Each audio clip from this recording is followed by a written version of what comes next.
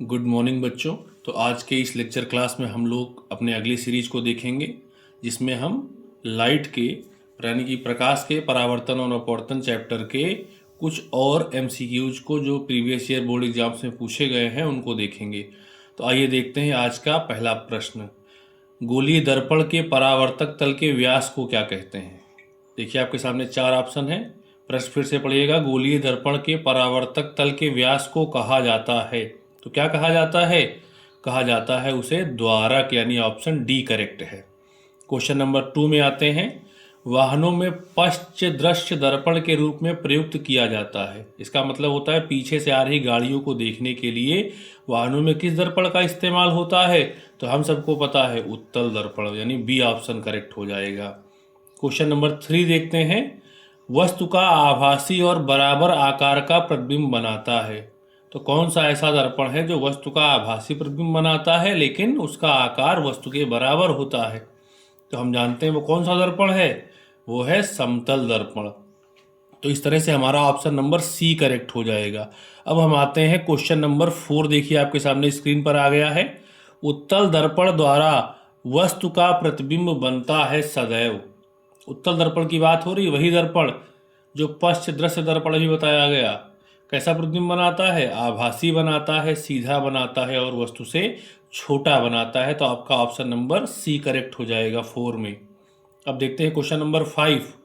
समतल दर्पण से किसी वस्तु का प्रतिबिंब कैसा बनता है?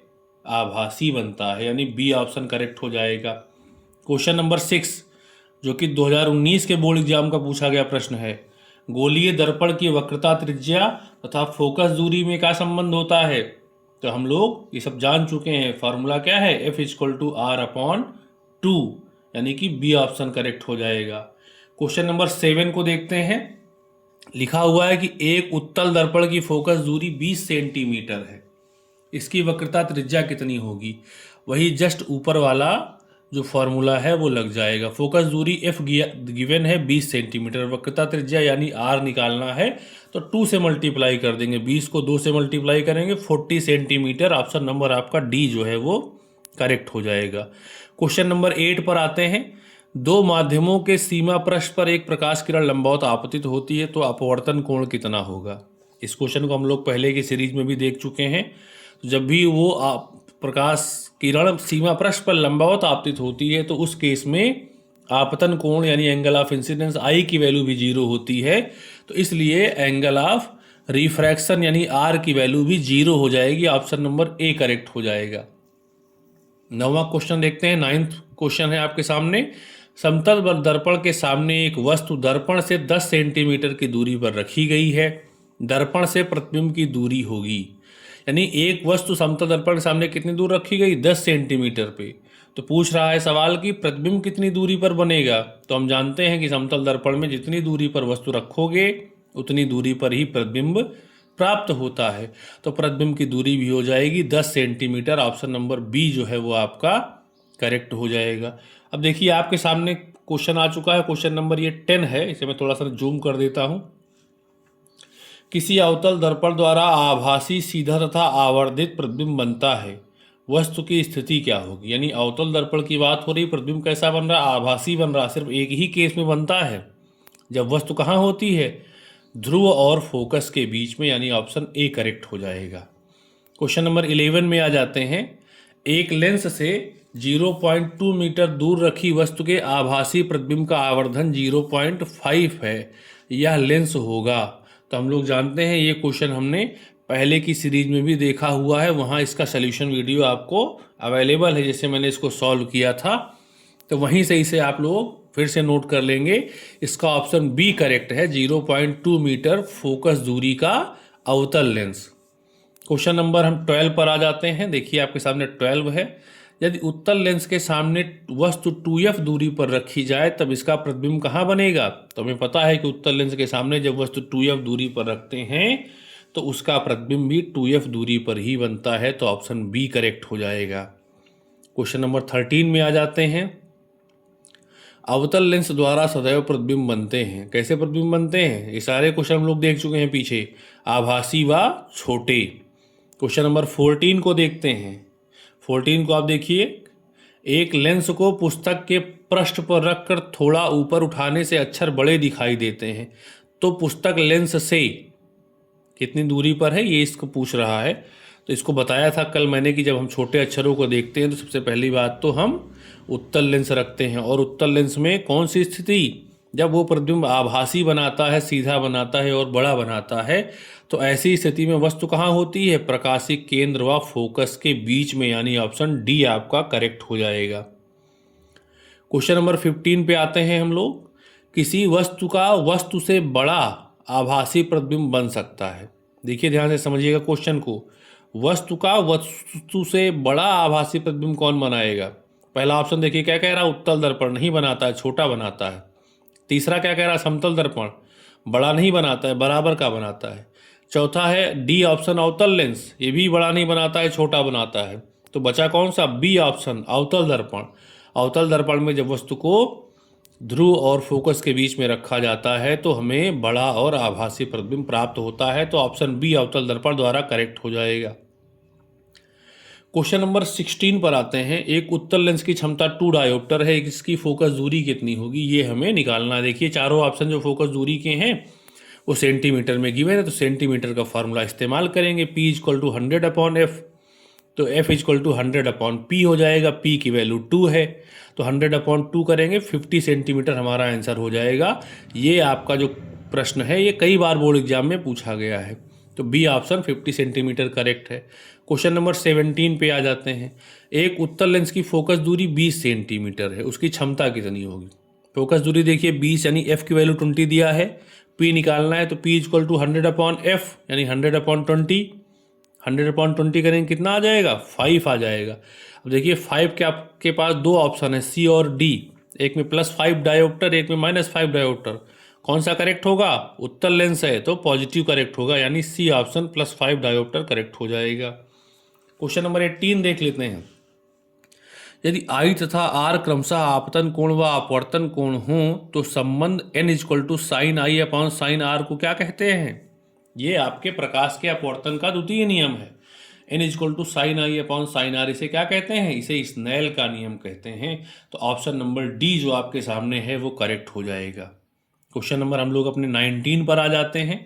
एक गोलीय दर्पण की वक्रता त्रिज्या 30 सेंटीमीटर है, इसकी फोकस दूरी कितनी होगी। फिर से वही क्वेश्चन रिपीट हो रहे हैं बार बार। वक्रता त्रिज्या आर की वैल्यू 30 है, एफ निकालना है, एफ इक्वल टू R/2 होता है। 30 को 2 से डिवाइड कर देंगे, 15 सेंटीमीटर आंसर आ जाएगा, बी ऑप्शन करेक्ट हो जाएगा। क्वेश्चन नंबर 20 देखते हैं। किसी वस्तु का आभासी सीधा और बड़ा प्रतिबिंब प्राप्त करने के लिए वस्तु को उत्तल लेंस के सामने कहां पर रखते हैं। ये प्रश्न ऊपर रिपीट हो चुका है। किसी वस्तु का आभासी प्रतिबिंब चाहिए, सीधा चाहिए और बड़ा चाहिए, तो एक ही केस बनेगा जब लेंस के प्रकाशिक केंद्र और फोकस के बीच में वस्तु को रखा जाता है। ऑप्शन नंबर डी जो है वो आपका करेक्ट हो जाएगा। देखिए इसमें अब आते हैं क्वेश्चन नंबर 21 हमारा जो है आपके सामने स्क्रीन पर आ गया है। घड़ी साज द्वारा प्रयुक्त लेंस कौन सा है। घड़ी साज क्या होता है, जो घड़ी को बनाता है। हमारी घड़ी में अगर कोई चीज़ गड़बड़ हो गई है, सेल खत्म हो गया है, तो उसे जब हम रिपेयर कराते हैं या जो घड़ी को बनाने का काम करता है उसे घड़ी साज कहते हैं। तो घड़ी साज घड़ी के अंदर लगे छोटे छोटे यंत्रों को, पुर्जों को देखने के लिए किस लेंस का इस्तेमाल करता है, उत्तल लेंस का। बी ऑप्शन करेक्ट हो जाएगा। क्वेश्चन नंबर 22 देखिए। निम्नलिखित में से कौन लेंस बनाने के लिए प्रयुक्त किया जा सकता है, यानी किस चीज़ से लेंस बन सकता है। तो लेंस किसी भी पारदर्शी चीज़ से बन सकता है। जो चीज़ ट्रांसपेरेंट है उससे लेंस बन सकता है। तो जल भी ट्रांसपेरेंट है, कांच भी है, और आजकल के जो लेंस आ रहे हैं वो प्लास्टिक के लेंस आ रहे हैं। तो ऑप्शन डी करेक्ट हो जाएगा, ये सभी। अब क्वेश्चन नंबर 22 के बाद देखिए आपके सामने स्क्रीन पर आ चुका है क्वेश्चन नंबर 23। जब प्रकाश एक माध्यम से दूसरे माध्यम में जाता है तो निम्नलिखित में से कौन सी राशि अपरिवर्तित रहती है, यानी ऐसी कौन सी चीज़ है जो चेंज नहीं होती है।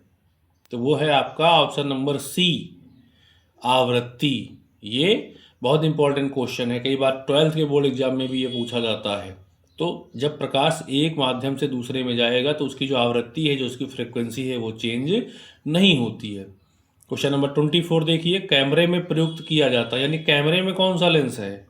तो कैमरा बिल्कुल हमारे आँख के जैसे है, तो हमारे नेत्र में भी उत्तल लेंस है तो कैमरे में भी उत्तल लेंस है। ऑप्शन आपका ए करेक्ट हो जाएगा। क्वेश्चन नंबर 25 देखिए आपके सामने स्क्रीन पर आ गया है। एक अवतल लेंस द्वारा किसी वस्तु का बना प्रतिबिंब होता है। बहुत रिपीटेड क्वेश्चन है, हम लोग पिछले के अपने सीरीज में इसे कई बार देख चुके हैं। अवतल लेंस से हमेशा प्रतिबिंब बनता है आभासी, सीधा और छोटा। तो सी ऑप्शन करेक्ट हो जाएगा। क्वेश्चन नंबर 26 आपके सामने स्क्रीन पर है। वक्रता त्रिज्या का मात्रक क्या है? वक्रता त्रिज्या क्या है? वक्रता केंद्र से ध्रुव के बीच की दूरी है। तो दूरी को किस में नापेंगे? मीटर में भी नाप सकते हैं, सेंटीमीटर में भी नाप सकते हैं, मिलीमीटर में भी नाप सकते हैं। तो ऑप्शन डी करेक्ट हो जाएगा, ये सभी। अब देखिए हम लोग देखते हैं क्वेश्चन नंबर 27 आपके सामने स्क्रीन पर आ चुका है। अवतल दर्पण के फोकस पर रखी वस्तु का प्रतिबिंब बनता है। अवतल दर्पण के फोकस पर वस्तु रखी गई है तो प्रतिबिंब कहाँ पर बनेगा भाई? फोकस पर रखी हुई वस्तु का प्रतिबिंब कहाँ बनता है अवतल दर्पण में? अनंत पर बनता है। तो ऑप्शन सी करेक्ट हो जाएगा। क्वेश्चन नंबर 28 देखिए। किसी दर्पण में वस्तु का प्रतिबिंब सदैव वस्तु से छोटा, सीधा व काल्पनिक बनता है। वह है, यानी सदैव वस्तु से छोटा बन रहा है, सीधा बन रहा और काल्पनिक यानी आभासी, जिसको हम वर्चुअल बोलते हैं। तो कौन सा दर्पण है? उत्तल दर्पण है। ऑप्शन बी करेक्ट हो जाएगा। क्वेश्चन नंबर 29 देखते हैं। 20 सेंटीमीटर फोकस दूरी वाले उत्तल दर्पण के सामने 20 सेंटीमीटर की दूरी पर स्थित वस्तु का प्रतिबिंब बनता है। यानी फोकस दूरी गिवन है उत्तल दर्पण की 20 सेंटीमीटर, तो एफ की वैल्यू 20 हो गई। 20 सेंटीमीटर की दूरी पर वस्तु है यानी यू की वैल्यू -20 हो गई। वी निकालना है हमें, तो वी निकालना है। तो देखिएगा आपके सामने ये क्वेश्चन सॉल्व है। यहाँ पर देखिए ध्यान से इसको। एफ इजक्वल टू गिवन है +20 centimetre, u is equal to given है -20 सेंटीमीटर, वी निकालना है। तो मिरर फार्मूला यानी दर्पण सूत्र लगा देंगे। 1/f equal to 1/u + 1/v। हमें v चाहिए तो v को एक तरफ रोक करके u को हम भेज देंगे 1/u को 1/f की तरफ। तो हो जाएगा 1/v equal to 1/f - 1/u। अब f और u दोनों की वैल्यू पुट कर देंगे। तो 1/u v इजक्वल टू कितना हो गया? 1/20 - 1/u की वैल्यू -20। तो ये माइनस माइनस प्लस हो जाएगा बीच में। तो 1/v इजक्वल टू 1/20 + 1/20। तो 1/v इजक्वल टू जब 20 दोनों हर बराबर हैं तो अंश जुड़ जाते हैं, तो 2/20 हो जाएगा। तो v इजक्वल टू कितना हो गया? 20/2 यानी कि 10 सेंटीमीटर। तो v की वैल्यू प्लस में आई है। इसका मतलब है कि दर्पण के पीछे 10 सेंटीमीटर की दूरी पर प्रतिबिंब बनेगा। तो देखते हैं कि कौन सा हमारा ऑप्शन करेक्ट है। देखिए ऑप्शन नंबर ए, 10 सेंटीमीटर दूर दर्पण के पीछे जो हमारा ऑप्शन ए है वो करेक्ट हो जाएगा। तो इस तरह से हम लोग क्वेश्चन नंबर 29 तक पहुंच चुके हैं। अब देखते हैं क्वेश्चन नंबर 30। देखिए 30 आपके सामने स्क्रीन पर है। क्या क्वेश्चन क्या कह रहा है? निम्न में दिए गए माध्यमों में प्रकाश की चाल न्यूनतम किसमें होगी? तो आपको बताया था कि प्रकाश की चाल न्यूनतम किसमें होती है? जिसमें अपवर्तनांक अधिकतम होता है। तो सबसे कठोर कौन सी चीज है चारों में से? हीरा। तो हीरे का अपवर्तनांक सबसे ज्यादा होगा, इसलिए प्रकाश की चाल इसमें न्यूनतम हो जाएगी। ऑप्शन ए करेक्ट हो जाएगा। क्वेश्चन नंबर 31 आपके सामने फिर से वैसे ही वही क्वेश्चन, उसी का जस्ट अपोजिट। वायु के सापेक्ष माध्यम का अपवर्तनांक अधिकतम होता है। जो सबसे ज्यादा कठोर है उसी का अपवर्तनांक सबसे ज्यादा होगा। तो कौन सबसे ज्यादा टफ है, हार्ड है? वो है हीरा।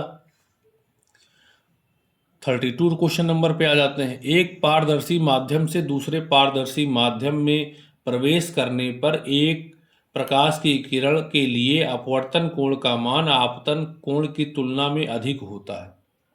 यदि प्रकाश की किरण, कह रहे हैं कि एक पारदर्शी माध्यम से दूसरे पारदर्शी माध्यम में एक प्रकाश की किरण जा रही है, तो जो अपवर्तन कोण का मान है यानी आर का मान है वो आपतन कोण यानी आई से ज़्यादा हो गया।